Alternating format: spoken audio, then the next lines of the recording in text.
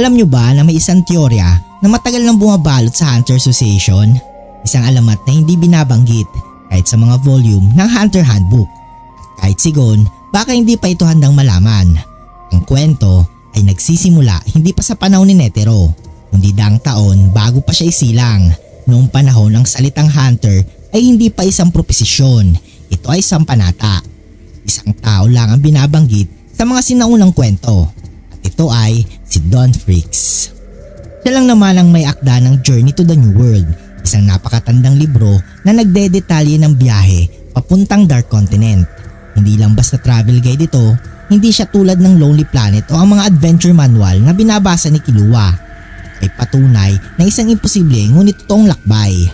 Mahigit 300 taon nang nakalipas nang sinimulan ni Don ang kanyang ekspedisyon. Pero ang tanong ng lahat, bakit siya hindi pa rin bumabalik? O baka hindi pa siya kailangan bumalik? Ngayon mga idol, di ba sabi sa manga, si Netero ang 12th chairman ng Hunter Association? Bakit hindi sinabi kung sino ang una hanggang ika-11? Hindi kaya sadyang tinago ito? Ayon sa teorya, si Don Freaks ang kauna-unahang chairman. Oo, siya ang nagbuo ng organisasyong ito. Hindi para sa pera, hindi para sa karangalan, hindi para sa mga kaalaman. Bakit ka ba magtatayo ng isang samahan ng mga hunters? Simple lang sagot dito, para maprotektahan ang mundo mula sa hindi pa nating naiintindihan. Ang Dark Continent ay parang kalawakan sa labas ng mundo. Walang hanggan, puno ng panganib at may mga halimaw na kaya tayong burahin sa isang iglap. Ang mga kailangan ni Don Freaks sa mga hunters ay matatalino tulad ni Vince, mapusok tulad ni Gon, tuso tulad ni Pariston at mapanganib tulad ni Jean. Pero sa panahong iyon, wala pa ang NEN, wala pang Hunter exam, wala pang rules.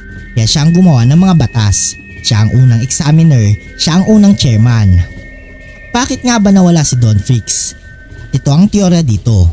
Ayon sa haka-haka, hindi talaga nawala si Don Freaks. Nananatili siya sa Dark Continent.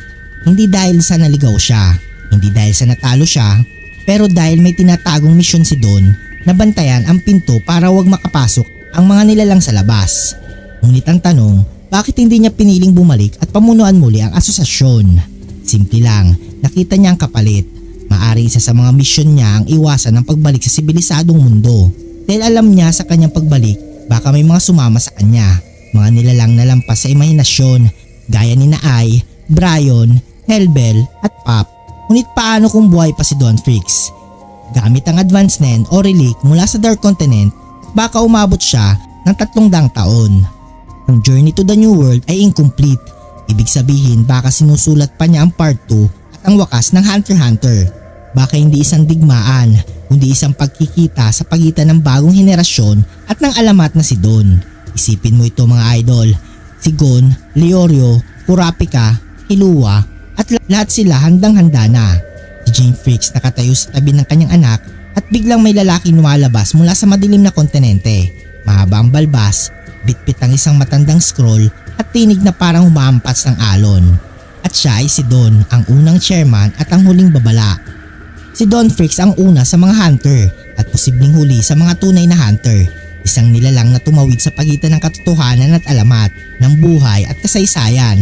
At kung magbabalik man siya, hindi para sa sarili niya, kundi para ihanda tayo sa katapusan ng lahat.